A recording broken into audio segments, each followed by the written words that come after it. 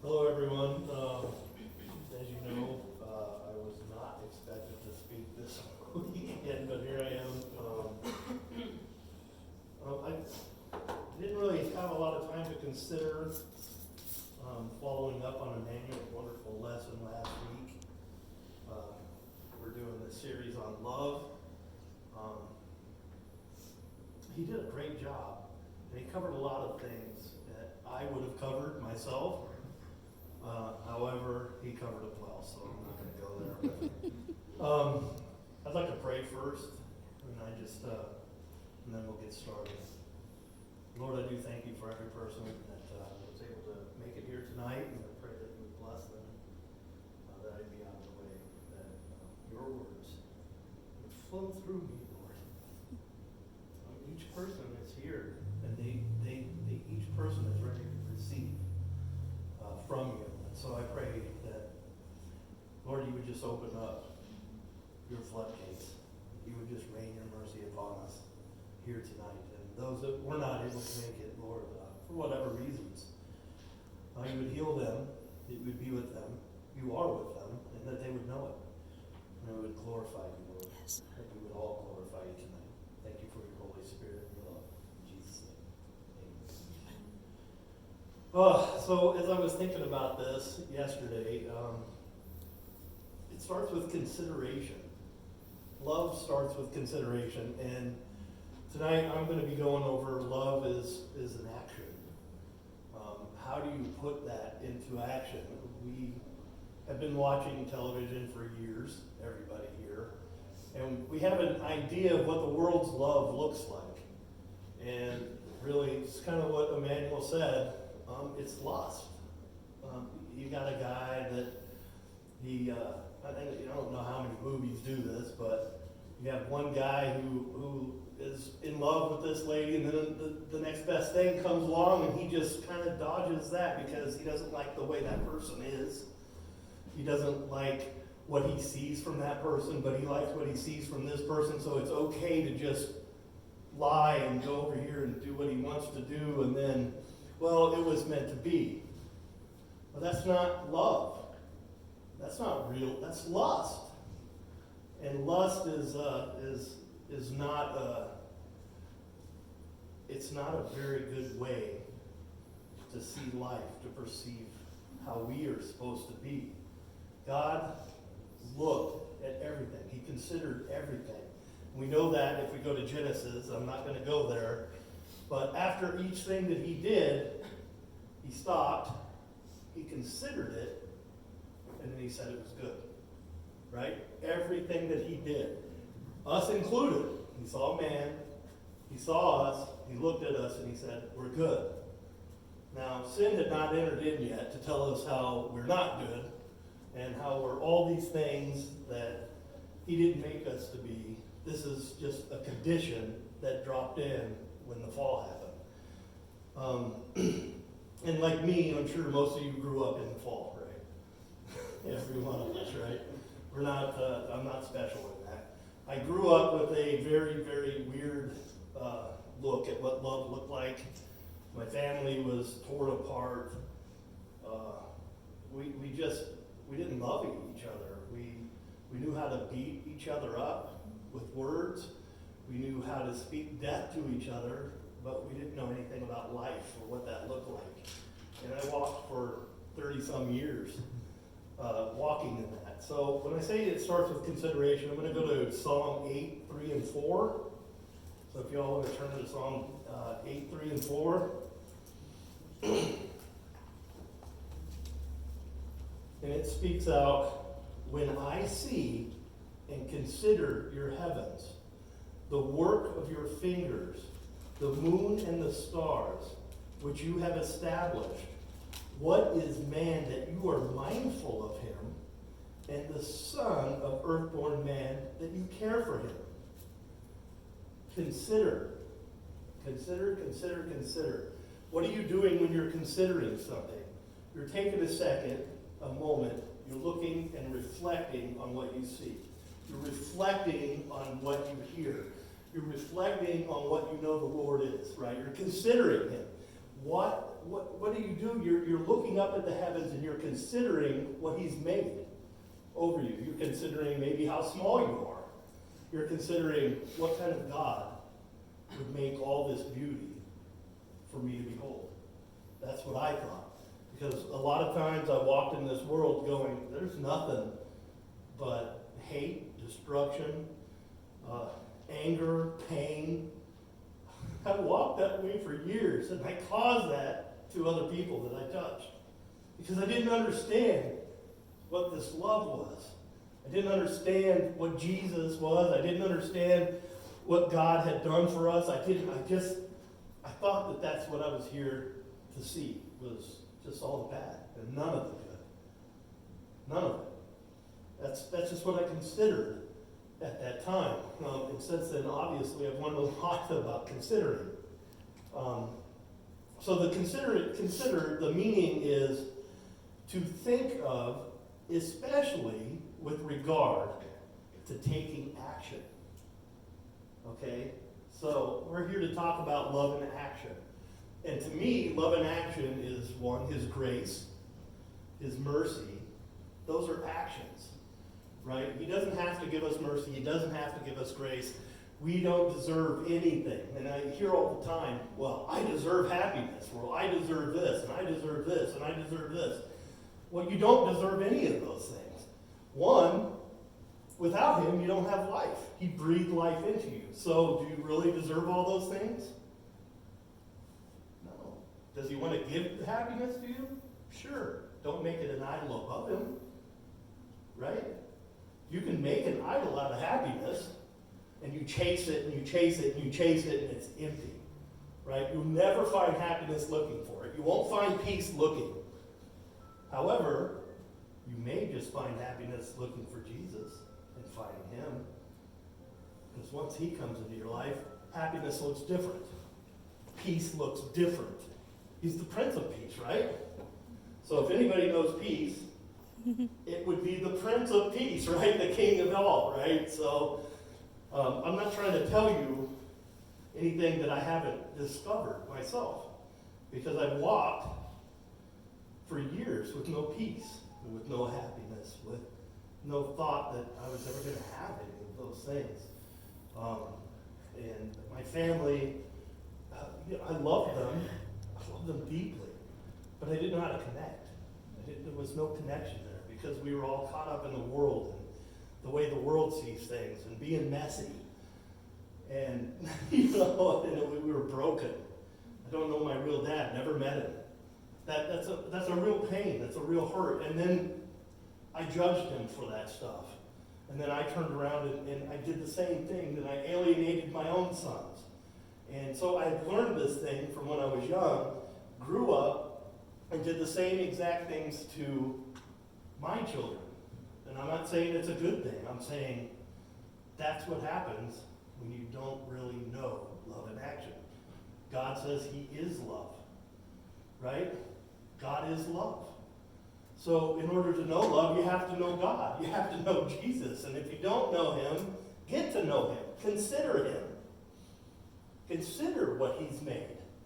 Consider what he does for you on a daily basis. Now this is a thing that I see right here, right? So here's the thing is, okay, you see this bottle of water right here. Now for a while I got caught up in praying that the Lord would fill me with the Holy Spirit, that he would make me his and this and that. And I was thinking I read some Watchman Nee. I don't know if you guys have ever read anything from him, but there was a similar situation that happened in one of the books that I was reading from him. And they had taken this guy. The guy goes, well, how do I get filled with the Holy Spirit? How do I know I'm filled with the Holy Spirit? And I'm just praying for the Holy Spirit to fill me and this and that. And he said, you see this bottle of water? This bottle of water is crying out, Lord, make me into a bottle of water. Please make me into a bottle of water. And the Lord looks and says, you already are. You already are filled with the Holy Spirit. Each one of us is a temple. A temple, right? We're all filled with the Holy Spirit. It's his house. He breathed the life into us. And so that life is him. in you. Correct? Anybody disagree with that? I don't know what to say to that. We are filled with the Holy Spirit. We are filled with His love. I knew all those years, all that was wrong, and all I did was cry and hurt and agonize over the way my life was. But I couldn't do anything about it. I didn't know what to do. I had no idea what to do, so I just sat and I became a victim. I had this V on my head, and I did exactly like they did in the garden. Well, hey, that woman you gave me, and she's like, well, that serpent said, right? But I never took any of that and considered that my choices and my innermost thoughts and my innermost heart, I was making choices by the things that I knew. None of those things were right. I had choices. I could have made good ones and I could have made bad ones. And I never considered what the Lord did. And now I do. And there's a big difference between what I did then and what I do now. And she's saying it, bringing beauty from the ashes, right? The ashes. When I came to the Lord, everything was gone. All of it. I didn't want to live. I was done. And I said, when I got on my knees, I cried out to Him and I said, I'm done. I can't do this. I'm sorry. I repent. I can't keep doing this. I can't keep doing this to everybody around me. I'm a curse to them. I looked at my own baby's face and said, I'm a curse to you, but I love you and I don't know what to do. And it was the hardest thing that ever happened to me. But He answered that very night. He answered me, and from that night, nothing has been the same. Nothing has been the same. Everything has been different. My whole life has been different. And I love Him. I love Jesus with everything I have. And He loves me with all that He is. That's why I come up and that's why I talk about God, because He's done so much. He's changed my whole family. I'm no longer pointing fingers. I'm no longer treating other people badly. I'm no longer jumping in the middle of the conversation. Oh yeah, you saw what he did? Oh, that's great. Yeah, he's terrible. What a scoundrel. I don't do that. I don't do that. You don't jump in with them. You speak out against that. And if you don't have any strength, He becomes your strength. I am weak, and in my weakness, He perfects His strength. That's God. That's Jesus.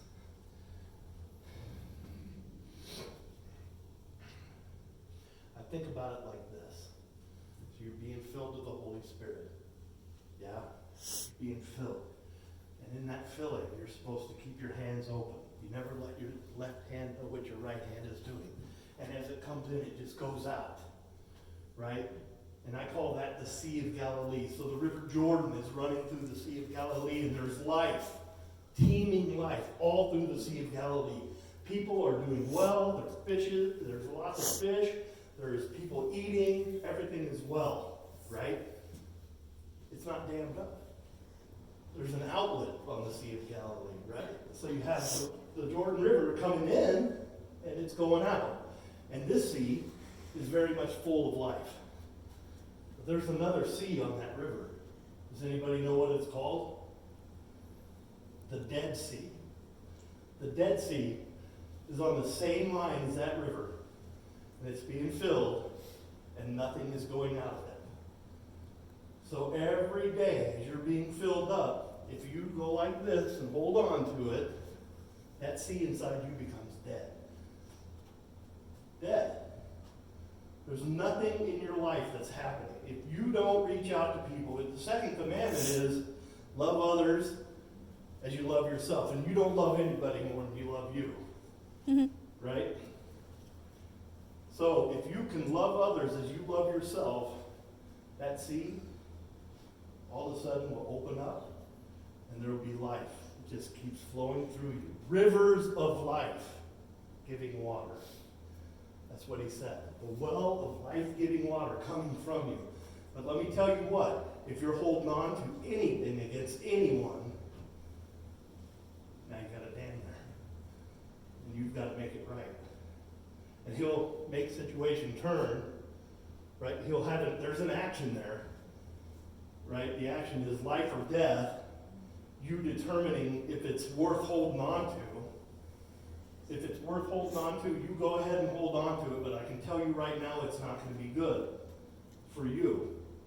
Now, if somebody wronged you and they don't want to apologize, you go ahead and forgive them anyway. Because the wrong was already done over here.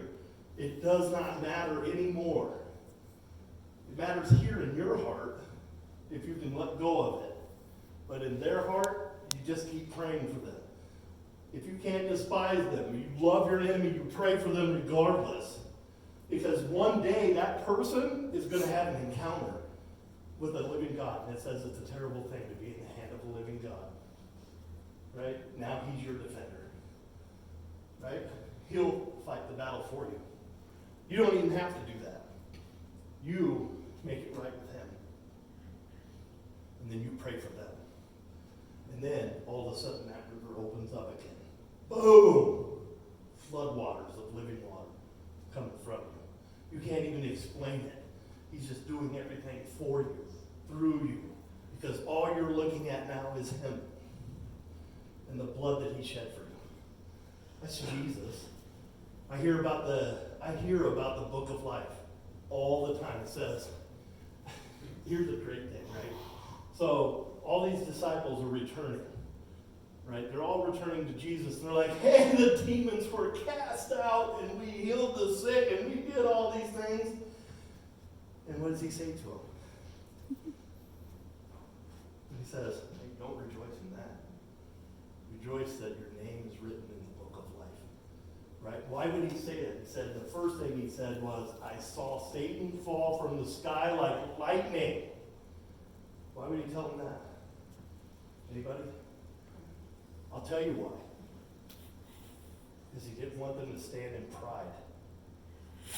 In their pride. We did all these things, man. We're wonderful. We're amazing. Look at us, Jesus. I saw somebody fall from the sky like lightning, and it was Satan. Because he was so full of pride. Yeah, he had them consider that. They had to have considered it. As soon as Jesus said that to them, they were going like this. They're going, well, why did he say that to me? Why? Why would he say that to me? If you're treating somebody wrong, you better get it right. That's all I'm saying. If you're doing all these miracles and wonders and this and that, glorify him. The book of life, I think about the book of life, and this is what I think, right? Jesus is the book of life. And your name is a nail mark. Your name is a nail mark in the foot, the hand. How about all of the stripes across his back, or his beard and hair being plucked out? You know what? In heaven, they're beautiful. He says, your mom might forget who you are. I'll never forget. Look, I've written you in the palm of my hand. Isaiah. Come on. Love in action. Love in action. He's asking us to join him in that action. Jesus himself said, I do what I see the Father do. And I join him. He doesn't say, walking through and I'm just coming up with stuff. Like, hey, I think Ramona needs me right now. I'm going to go over there and hang out with her for a while. No, he says, I do what I see the Father doing. I join him in his work. I have an interesting story. I was adopted by my foster family. And I got there when I was very young. And Delmer and my family, they weren't able to take me because it had been across state lines, and states don't do that. They won't give you to your real family. They'll just set you in foster care. And we had this my mom, her dad, Jim Knight, I'm going to say his name because I love him, and I believe he met Jesus. But it was towards the end of his life, and we were having a family reunion, and I just met the Lord. I was older, and I had just met the Lord, and being filled with the Spirit, and just walking with Him and trusting. I didn't know where I was going, but I just knew that all my steps He had counted out for me. And we get to this reunion, and my grandpa is full of bitterness and anger and hatred, and he was angry because my grandmother had been taken away from him 2 years before, and they had many, many years together.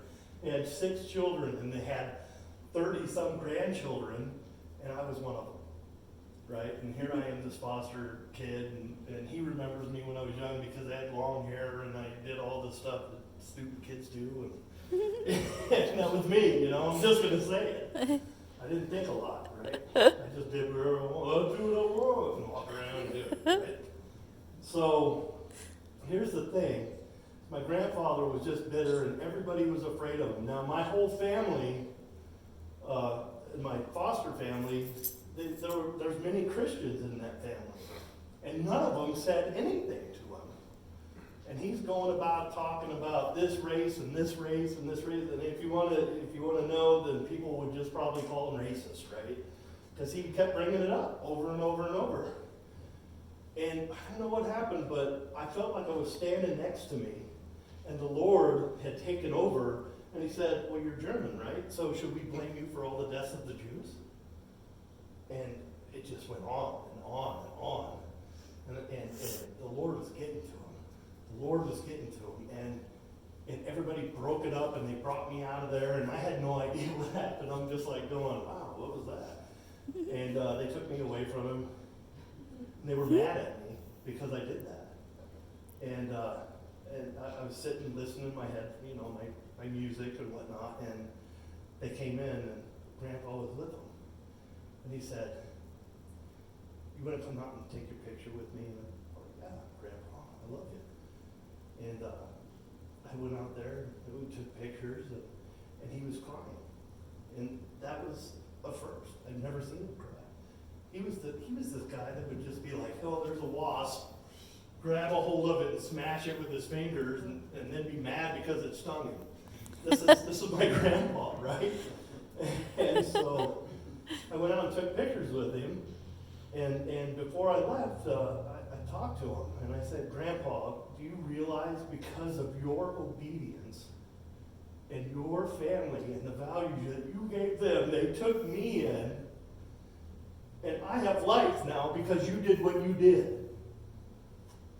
Not because of me, because I cried. It was because he did what he did. He was obedient with his life and with his family. And he put them first." And I said, "Because of that, I have life." And I said, "You should get with Jesus because He wants you and He loves you." And they said the last 2 weeks of his life were the most pleasant he had ever been. He had lost his eyesight.